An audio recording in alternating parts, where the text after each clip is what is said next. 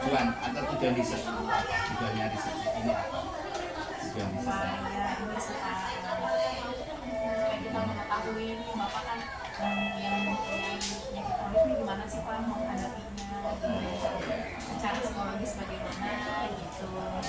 artinya ini untuk terapan aplikasi pada penyuluhan ya, sosialisasi pada bagaimana cara mengatasinya. Artinya apakah lepas dari negatif positif hasilnya, tapi kan nanti ada variabel lain di luar pedoman ini. Ya oke, siap. Ya.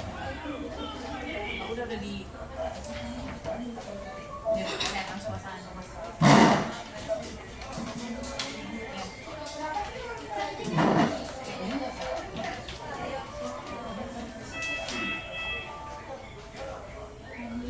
Sebelumnya terima kasih banyak sudah bisa menyempatkan waktunya dan mau direpotkan dengan kedatangan Alhamdulillah dengan senang hati, insya Allah selama saya bisa menjawab dan bisa memenuhi dari observasi wawancara ini, mudah-mudahan ada manfaat. Terima kasih banyak ya Bapak. Sama-sama. Perkenalkan dulu nih Pak, nama Ya, saya Aisyah, ini Firly, ini Santi. Saya Suhanto. Suhanto, ya kami dari mahasiswa Penindra Ya. yang pengen tahu nih untuk Bapak lebih lanjut terus. Semester berapa? Saya sampai Berarti sudah mempersiapkan riset ya. iya. Bapak tinggal di mana Pak? Saya tinggal di Depok 2, Jalan Dewa 4.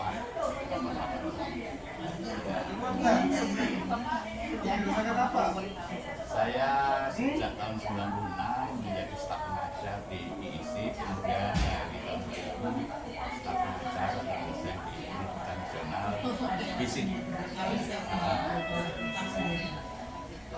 Apa sih Bapak memahami gitu maksudnya ini variabel Ya, gitu. dikit-dikit Bapak dosen. Bapak anaknya ada berapa? Alhamdulillah saya di ngomongan 3 orang. Nah, yang pertama sudah kerja, yang kedua sudah kerja, yang satu masih kuliah di Bandung. Sekolah di mana? Iya. Terakhir. Tinggal yang takdir aja ini. Iya, tinggal satu yang Tugasnya. masih kuliah, ya masih semester 5. Iya. Iya, ya. Bentar lagi menyusul Anda. Iya, amin bentar lagi. Iya. Sudah kita langsung saja yang tanya. Baik, silakan apa yang diperlukan dari informasi dari saya. Bapak, bagaimana sih Bapak cara menghadapi penyakit kronis? Kan ini terjadi kronis ya Pak? Iya. Cara Bapak menghadapi penyakit ini gimana sih Pak? Yang saya simpulkan sejak saya hampir 4 tahun, ya Lebaran besok itu 4 tahun saya persis ya. Dari ketemu Lebaran yang 4 kali besok ya, ini berarti 3 tahun lebih ya. Itu kesimpulannya hanya satu kata, enjoy aja. Ya, enjoy aja, nikmati. Pokoknya semua penyakit maupun kebahagiaan itu selama itu adalah pemberian dari Allah. Nah, jadi saya menikmati, enjoy aja. Itu kata kuncinya, enjoy. Jangan stres. Saya tetap menjalankan aktivitas mengajar dari Senin tadi pun ngajar saya sampai Sabtu pas karyawan. Masih kuat ya? Alhamdulillah bawa mobil sendiri juga ini, Mas, dan jarang diantar sih, saya sendiri. Selagi bisa sendiri Iya, kuat juga ya. harus biasa aja, jadi enjoy dalam kondisi biasa aja. Semua apa, kalau nggak misalnya nggak parah banget ya jangan mengeluh. Intinya jangan mengeluh, nomor 1 jangan enjoy, jangan mengeluh. Ya, itu kata kuncinya. Ya, Bisa jadi ini nih apa pedoman hidup kami juga nih yang masih Insya muda Allah harus itu yang enjoy harus nikmati. begini ya. Terus apa saja nih Pak perubahan yang Bapak alami sejak tahu nih kalau ada diagnosis penyakit seperti ini? Nah, memang banyak hal-hal yang berubah dari kebiasaan maupun kondisi tubuh. itu banyak berubah. Kebiasaan yang pertama saya membaca buku itu bisa 4 jam 5 jam. Sekarang sudah nggak sanggup lagi, sanggupnya hanya 2 jam sudah maksimal untuk membaca. Tapi untuk mengajar saya tetap 6 kelas 7 kelas. Untuk mengajar aktivitas yang nggak kuat hanya membaca.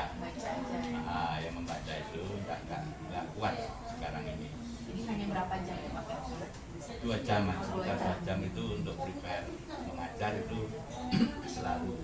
Dan perubahan fisik yang lain adalah semula berat badan saya memang sekitar 95 sebelum sakit. Kemudian setelah sakit menurun drastis sampai 72. Nah, tetapi sekarang kembali lagi 91, 92. Nah, kalau makan selektif sekarang. Selektif, cuman mohon maaf mungkin tidak patut ditiru, saya hampir nggak ada pantangan. Apa yang saya inginkan saya makan, nggak ada pantangan nasi padang apapun, karena itu membebani. Jadi mohon maaf ini mungkin ini nggak patut ditiru, ya nggak patut ditiru, tapi saya ngomong apa adanya. Apa saya nggak ada pantangan minum makan, minum maksud saya volumenya tetap dipantang, jangan terlalu banyak. Tapi jenis minumannya semua saya minum selagi pengen, cuman porsinya aja yang kurangi. Misalnya kebiasaan saya minum kopi, teh hanya semula sering kali dalam sehari, frekuensinya bisa 3 kali, 2 kali, sekarang maksimal sekali. Ya hanya ngurangin ini, tapi keinginan selera itu jangan ditahan. Di situ mengandung nanti stres, mengundang stres, menahan keinginan terutama dari segi makan, stres. Itu akan stres kalau saya. Kalau pengen makan padang ya saya makan padang. Ya, cuman biasanya porsinya banyak, ya dengan santan saya berkurang mengurangi hal-hal yang sifatnya mengandung risiko. Bagaimana penyakit ini mempengaruhi kehidupan sehari-hari Bapak? Alhamdulillah sampai saat ini itu awal-awal aja dalam tahun pertama mempengaruhi karena kebutuhan fisik saya tidak sebaik masa sehat. Tapi setelah tahun kedua, ketiga saya biasa aja. Ya kesini ya bawa motor, bawa mobil itu sendiri, nggak pernah diantar. Kemudian ke Bandung nengok anak pun saya nyoba sendiri PP, masih bisa ke Jawa gitu. Biasa aja, saya anggap sesuatu yang biasa, tidak ya karena alhamdulillah saya nggak perlu mengeluh, ya nggak perlu mengeluh. Saya jalani kalau soal nanti panggilan kapan saja, di mana saja itu masih ada. Oleh karena itu ya saya nikmati aja. Tapi itu kata kuncinya enjoy dan jangan terlalu mantang yang mohon maaf ini untuk ini saya garis bawahi ya, yang pantangan ini berlawanan dengan saran dokter. Ya ini berlawanan, tapi saya hanya porsinya aja yang saya kurangi. Jadi nyaris perubahan secara dramatis itu nggak ada. Saya tetap hobi saya catur di tongkrongan kafe-kafe, saya tetap datang. Hampir tiap hari mesti pulang kerja saya catur dulu. Iya, cuman dulu bisa 5 kali main catur, sekarang paling 2 kali. Ya, ngurangin sama sering berinteraksi dengan teman-teman untuk bercandaria supaya terhibur. Nah, jadi alhamdulillah dari segi interaksi sosial nggak ada perubahan, dari segi fisikal sedikit aja mengalami kelelahan. Ya artinya ya sebegadang nggak begadang gitu aja. Ya. Pak, bagaimana sih Pak perasaan Bapak pada saat pertama kali Bapak tahu harus ambil darah, itu perasaan Bapak pertama kali gimana? Oh ya itu memang penting ya untuk mengungkap perasaan seperti itu. Memang saya sebelum sakit ini terjadi divonis cuci darah ini sudah banyak mendengar dari beberapa kawan yang hanya suaminya, istrinya. Kebetulan aja saya mendengar dari penjelasan kawan itu bagaimana ternyata banyak kawan-kawan istrinya maupun suaminya itu menunda untuk cuci darah dengan cara-cara alternatif. Itu kasusnya adalah kolek, ya lewat semua. Nah, saya berdasarkan itu, begitu saya divonis di Hermina itu, ya di Hermina saya divonis, itu saya tanpa panjang pikir, Bapak kalau ingin sehat cuci darah, kata dokter Bambang saya ingat namanya. Oh ya siap, saya cuci darah siap, nggak apa-apa. Cuman keluarga belum menerima, ya keluarga belum. Apa nggak perlu alternatif, nggak perlu ini. Nah ini bedanya.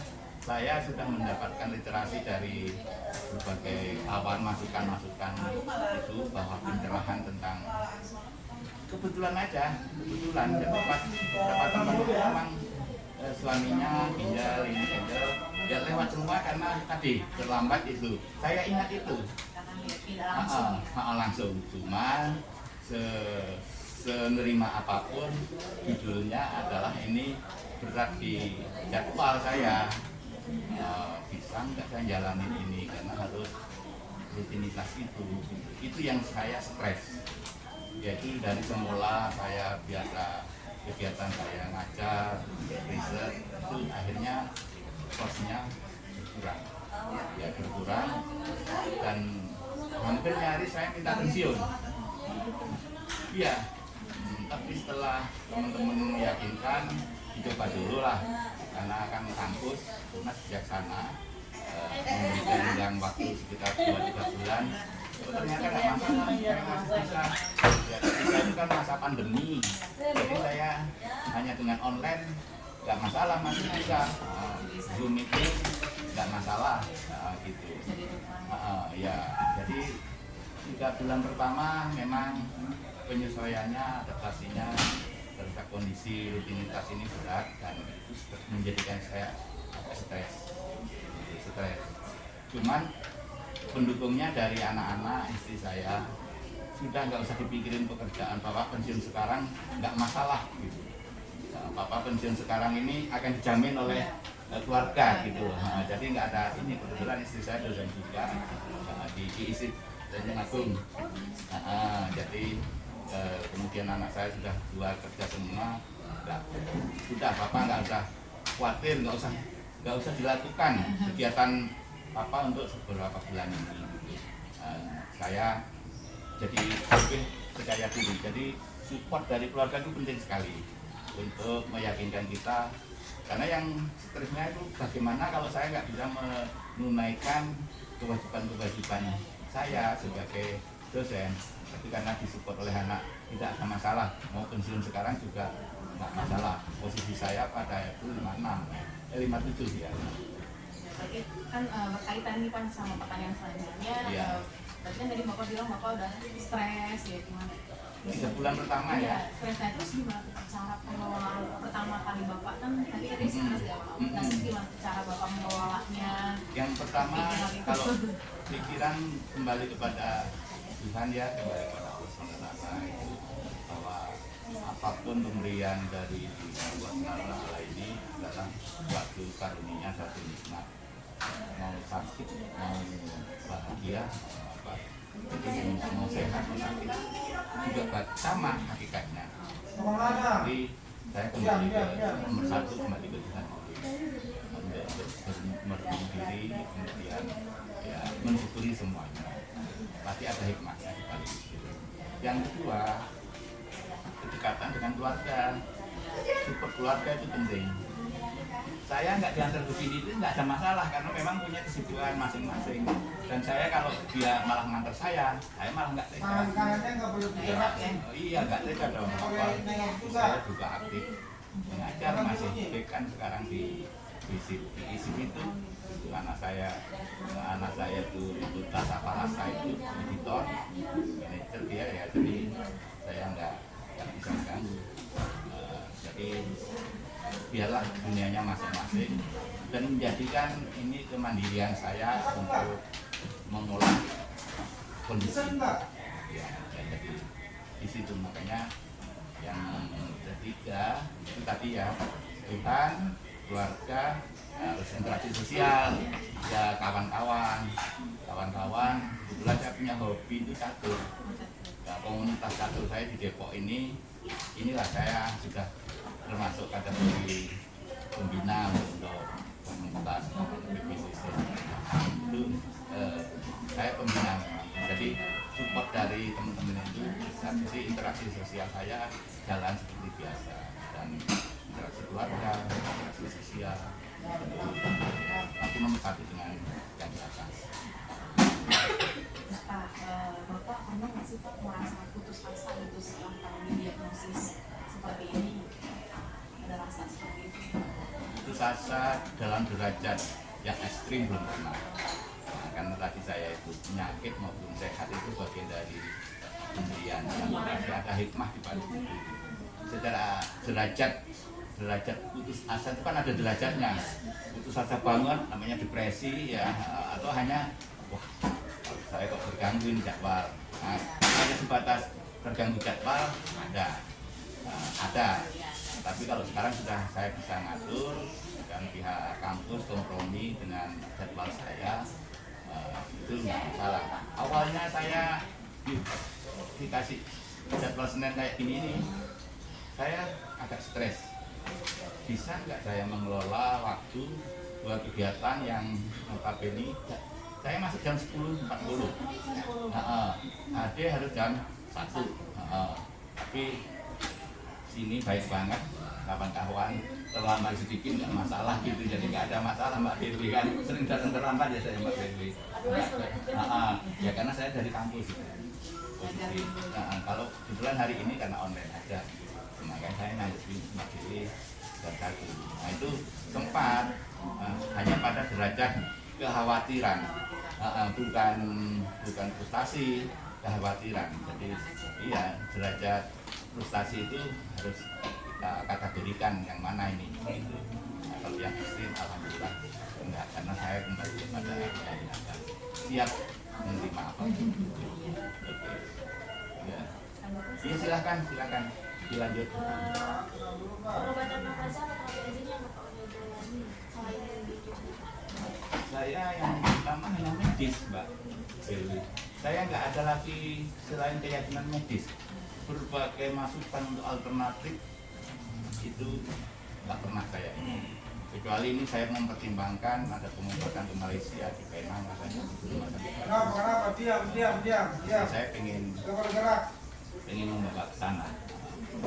Karena rupanya di sana diagnosisnya beda dengan rumah sakit Indonesia. Indonesia itu cuci darah adalah gagal ginjal. Di situ enggak. Nah, ini suatu informasi di rumah sakit Penang. Itu menganggap bahwa yang namanya cuci darah itu tidak harus didiagnosis sebagai gagal ginjal. Mungkin ada yang lain. Dan treatmentnya juga ada yang lain. Ya, karena itu baru wacana dari kawan istri saya, kemudian memberitahu ke saya apakah saya bersedia untuk dibawa ke sana dengan biaya yang relatif murah sekitar 30 juta lah gitu. Itu enggak mahal untuk ukuran di luar negeri ya. Itu cuma saya masih menimbang banyak hal. Yang pertama, saya memang tidak suka dengan bervariasi opsi yang banyak dengan ini. Saya percaya satu, medis dan medis. Oleh karena itu nggak ada saya dibujuk untuk alternatif untuk ini. Nggak ada, tetap medis, tetap ya keyakinan saya medis ya medis. Seperti yang terbaik ya, kalau yang terbaik. Iya, karena saya kan dari pengalaman tadi saya ceritakan kawan-kawan saya yang pakai alternatif ya semua lewat malah ya. Dan salah satu sebabnya karena terlambat untuk HD gitu. Jadi saya tetap meyakini medis yang terbaik, dan alhamdulillah sampai sekarang pun saya rasakan. Jadi tadi itu salah satu ini apa ya, rencana pengobatan jangka panjang juga Bapak? Ya itu baru wacana Mbak. Jadi kalau nanti saya pelajari dulu, saya tidak mudah terpengaruh. Ini rumah sakit ini lebih baik, apa itu tidak terpengaruh saya. Banyak juga yang mengajak ke sana lebih dekat ini. Enggak, bagi saya yang sudah nyaman gitu ya. Ini memang cenderungannya adalah status quo atau mempertahankan kondisi yang sudah saya jalani. Berarti penyakit ini, apakah penyakit ini mempengaruhi hubungan Bapak sama keluarga sama teman-teman?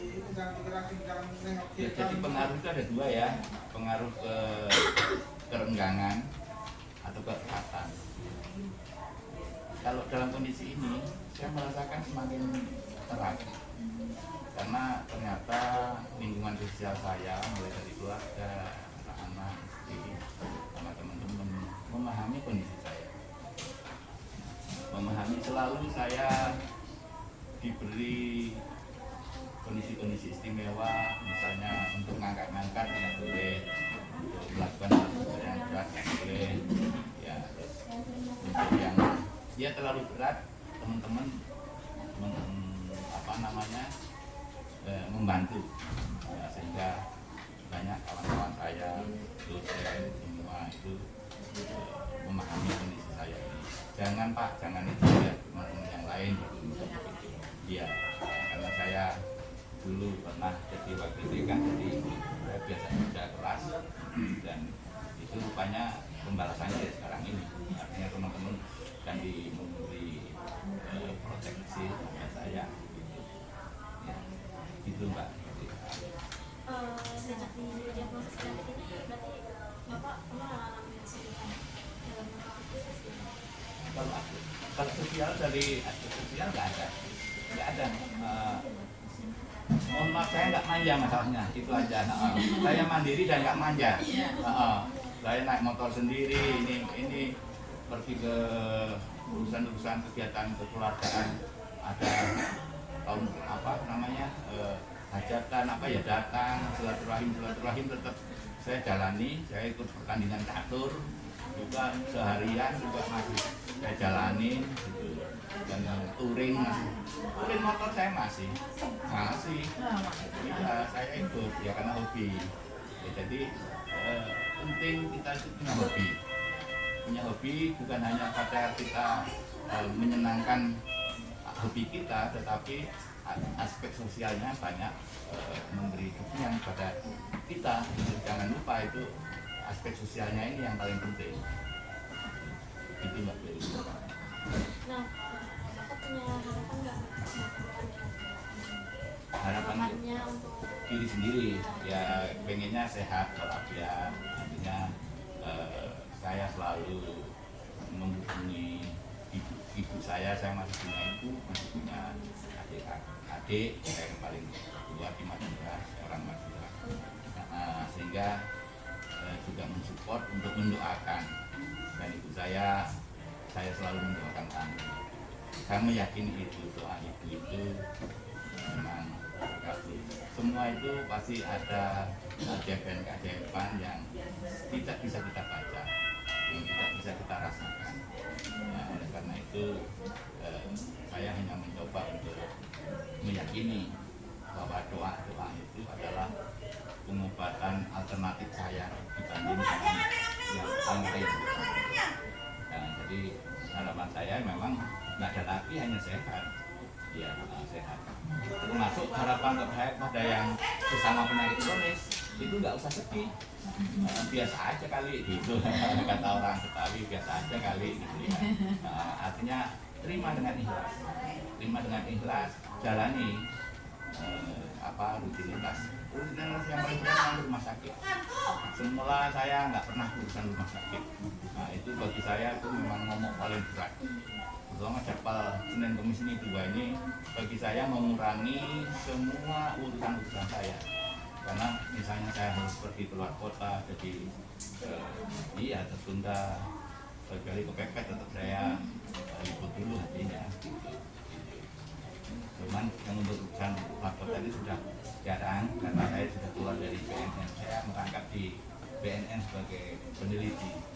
Saya koordinator peneliti di BNN, jadi sering ditugaskan ke kota-kota untuk sosialisasi riset. Oleh karena itu saya mengundurkan diri. Saya sanggup lagi kalau keluar kota, tapi kalau pulang kampung kan beda. Ya. Gimana cara Bapak juga motivasi yang kan maksudnya enjoy aja. Nah, itu gimana caranya Bapak menjaganya itu biar stabil gitu. Oh, konstan maksudnya. Ya. Yang pertama harus percaya sama pencipta yang saat itu. Yang kedua, ya interaksi kita dengan keluarga, interaksi sosial kita dengan teman-teman itu ditingkatkan berbuat baik. Ditingkatkan berbuat baik itu akan nanti implikasinya akan terasa begitu. Kalau kita sudah berbuat baik itu baik siap membantu, siap memberi, dan siap perhatian kepada pihak lain. Jadi yang berbuat baik itu di sini adalah keikhlasan, ketulusan kita untuk meringankan, untuk kita bermanfaat bagi orang lain. Itu Pak.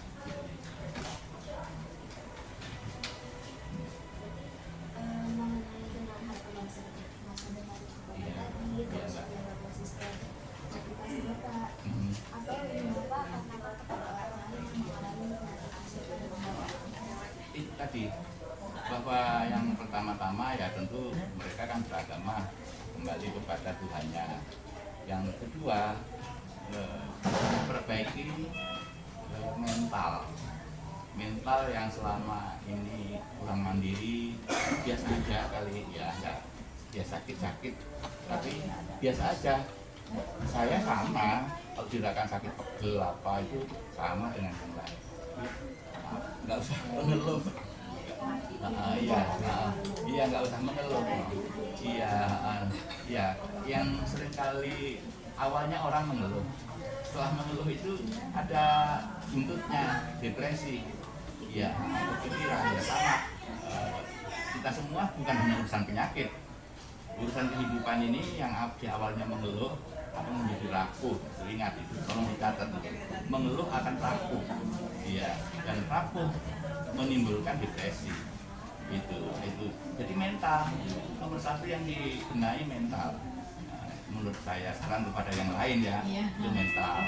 Cuman ada saran yang mungkin bertentangan dengan etika kedokteran. Ya mohon maaf lagi-lagi kalau direkod aja ya.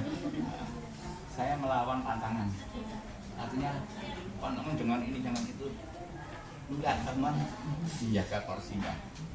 Saya enggak suruh jangan makan buah, ya saya makan aja, jangan minum es, tetap minum es aja saya gitu. Saya pengen sebisa mungkin enggak gitu, karena memang minum es enggak ada baiknya apapun. Nah itu tetap sejauh ada keinginan yang nakal, berikan porsi yang ala kadarnya aja. Ya, saya anggap pantangan itu nakal gitu, ya udah berikan seporsinya aja gitu. Ingin nasi padang, makan aja daripada nggak makan, gitu. Ya, karena apa, ini dibutuhkan habis protein, kuncinya hanya makan. Gara-gara pantangan suruh makan telur melulu, bosan kita ya. Iya, gitu. Itu Mbak ininya yang saya lakukan. Maaf untuk yang terakhir-terakhir ini mungkin nggak perlu diekspos ya, karena ini saya bisa dikebukin dokter se-Indonesia saya. Ya, cuman ini realitas. Ini yang mendorong saya, ini maksudnya ya biasa aja gitu. Ya nggak merasa sesuatu yang tidak terbebani, jangan membebani diri. Karena apa? Penyakit ini sudah beban. Tambah psikologisnya merasa terbebani, tambah beban lagi dua kali beban. Jadi ya biasa aja, kalau soal sakit siap Mbak, kondisi apapun nggak begini pun ya kalau diturutin ya itu juga kan gitu Mbak kira-kira.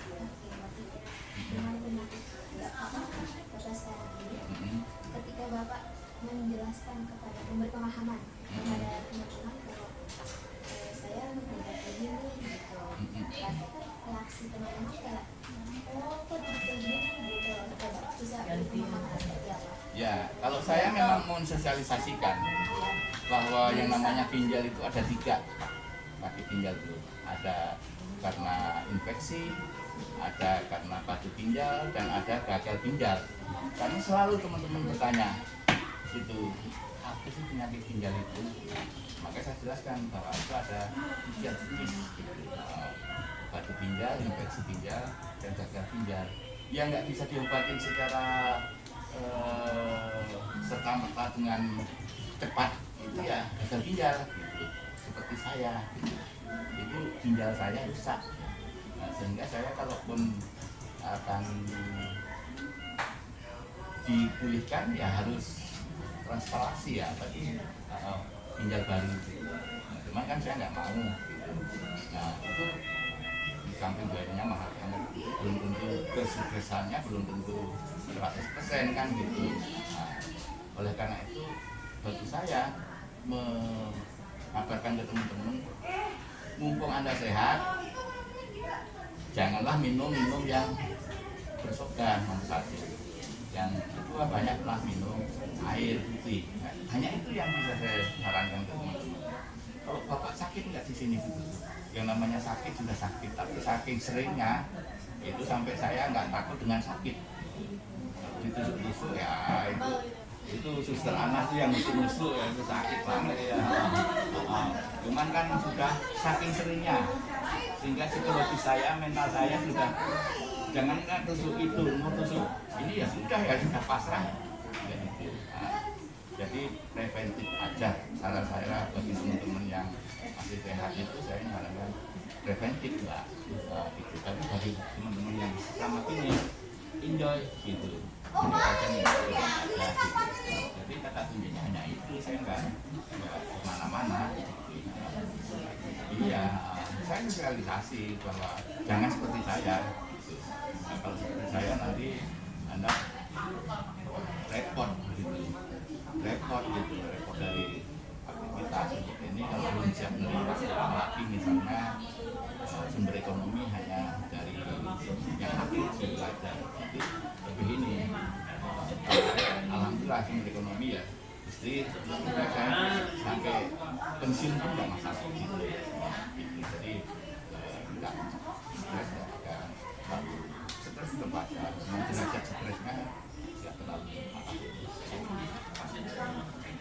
sebelum bapak terdiagnosis penyakit bronkiolitis, ada gejala-gejala kayak capek lelah atau gimana gitu? Oh iya, ada mbak. Kalau di kampus itu kan lantai 4 ya mbak ya. Kalau ada umumnya kelas-kelas itu lantai 3 dan 4. Itu setahun sebelumnya dulu saya bisa lari naik tangga karena nggak ada liftnya. Naik tangga itu bisa lari saya, bisa dengan cepat. Kok 4 tahun kok nggak bisa gitu. Ternyata saya lihat kaki bengkak, ini bengkak saya bengkak ini. Ini sekarang sudah kecil, bengkak. Ya dari sini ini mbak, itu bengkak dulu. Ini nggak bisa celana ini yang ini gede aja, sepatu nggak ada yang muat. Sampai saya ngakalin beli yang gede, sekarang malah longgar, malah kegedean gitu. Nah ini itu gejalanya memang bengkak dan agak lambat aktivitasnya, agak lelah. Itu sama sering ngantuk. Setelah saya sempat di sini rutin berobat ke dokter Redi di sini.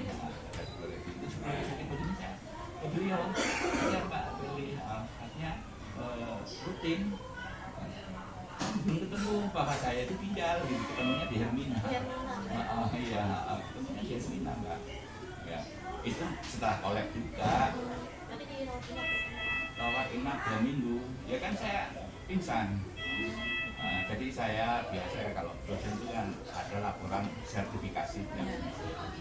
Saya lembur 3 hari, nggak tidur, bikin tulisan, isian. Jatuh saya. Oh ternyata apa? Yang dulunya gula darah saya tinggi, ternyata drop tinggal 40 se-IGD gitu di situ. mulai di diagnosis dokter pertama dokter jantung, dokter ini baru terakhir dokter dalam ini baru ketahuan saya ini. Awalnya sama dokter jantung sudah di cek semua itu enggak, karena bengkak. Diagnosisnya ya juga ini ada jantung, ini semua di lab semuanya ginjal itu. Nah, ceritanya saya akhirnya divonis gagal ginjal itu saya terima dengan spontan.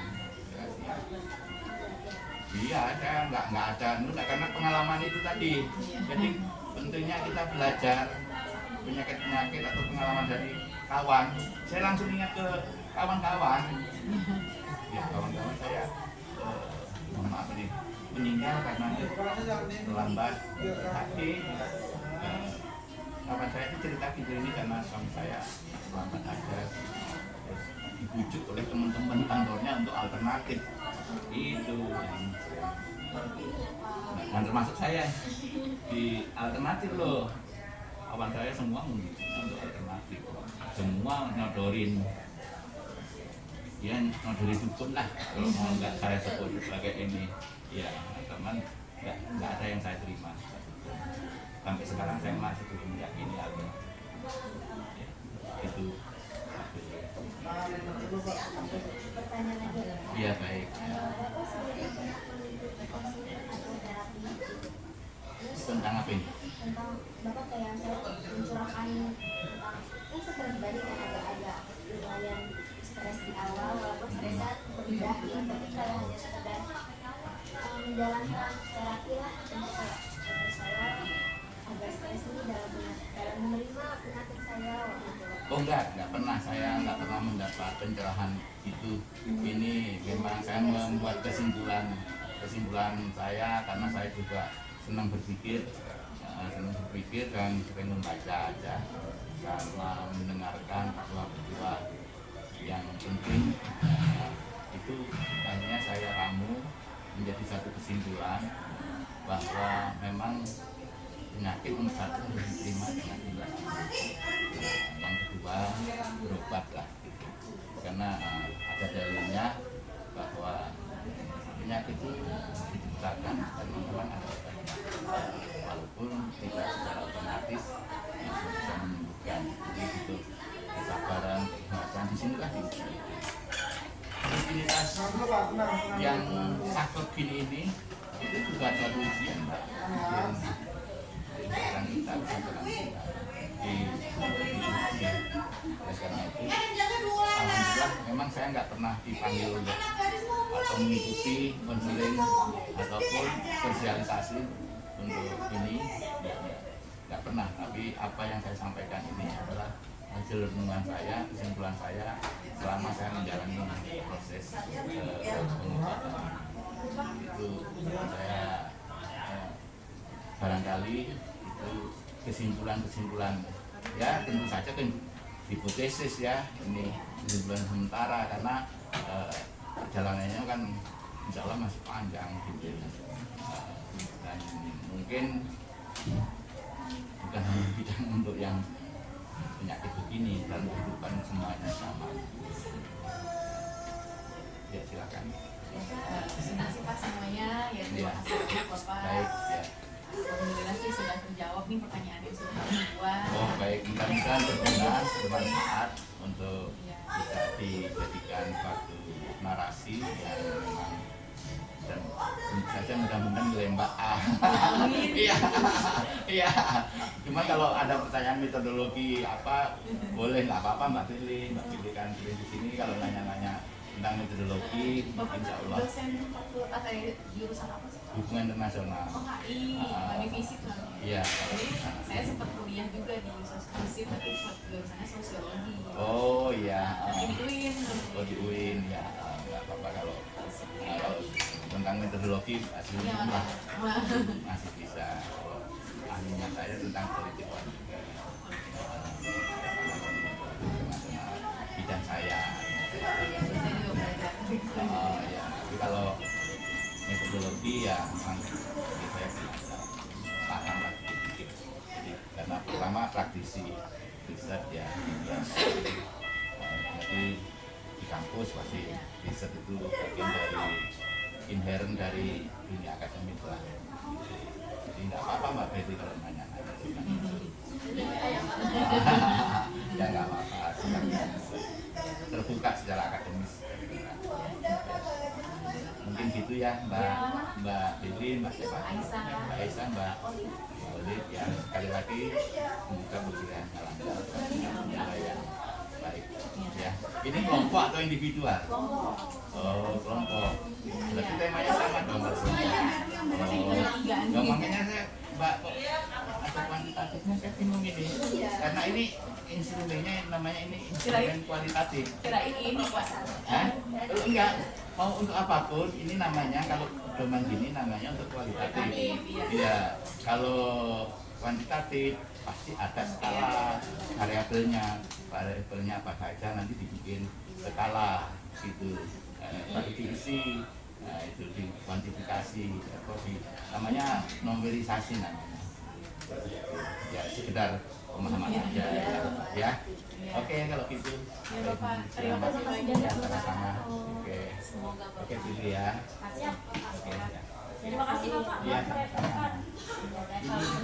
Ini saya ya. Iya, satu tanggal Oke. 8 Maret 2005. Oke thank you ya. Bisa kalau ya.